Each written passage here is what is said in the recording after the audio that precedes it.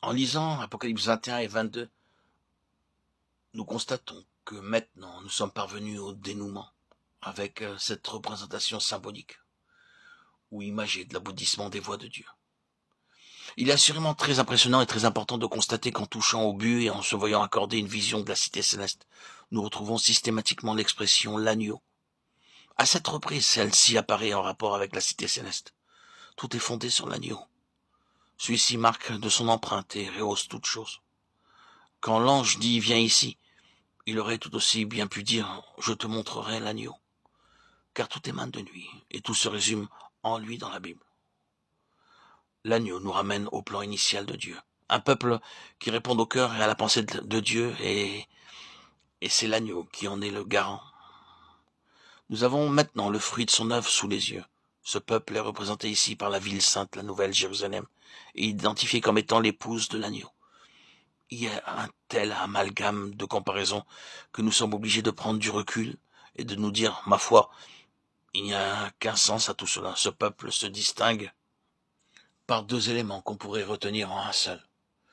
La cité représente toujours le gouvernement, le siège du gouvernement. L'épouse, selon la pensée de Dieu, incarne toujours l'amour. Cumulons ces deux éléments et nous aurons en résumé un panorama complet de l'histoire. C'est le gouvernement de l'amour. Voilà la signification de l'agneau de Dieu. Ensuite, cette vérité universelle, c'est-à-dire le gouvernement de l'amour, est analysée pour nous dans ces 7 références de l'agneau, sans vouloir faire une étude complète ou exhaustive de leur contenu. D'emblée, on remarque que l'agneau apparaît pour la première fois au verset 9, après qu'il ait été présenté en relation avec l'épouse. Je te montrerai l'épouse, la femme de l'agneau. Tout de suite après, nous retrouvons l'agneau au verset 14. La muraille de la ville avait 12 fondements et sur eux les 12 noms des 12 apôtres de l'agneau. Je ne vais pas m'étendre sur cette expression, les apôtres de l'agneau. Ces fondements portent l'inscription de l'agneau. Mais que représente cette muraille? Que symbolise-t-elle? Eh bien, beaucoup d'entre vous savent fort bien qu'un mur a pour fonction de préserver ou d'exclure, tout en établissant une ligne de démarcation entre ce qui se trouve à l'intérieur et ce qui se trouve à l'extérieur. Ceci est inclus dans le mot témoignage, la muraille du témoignage.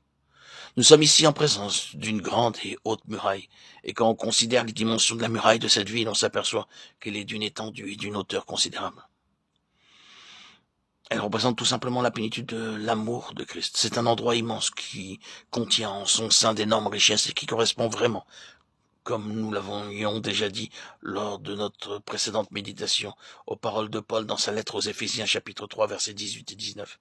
Que vous puissiez comprendre avec tous les saints quelle est la largeur, la longueur, la profondeur et la hauteur et connaître l'amour de Christ qui surpasse toute connaissance. En fait, la muraille, c'est l'amour de Christ qui surpasse toute connaissance. Donc une fois passé le stade de la typologie, du symbolisme ou du langage imagé, ce peuple racheté, est l'incarnation de cet amour de Christ qui surpasse toute connaissance.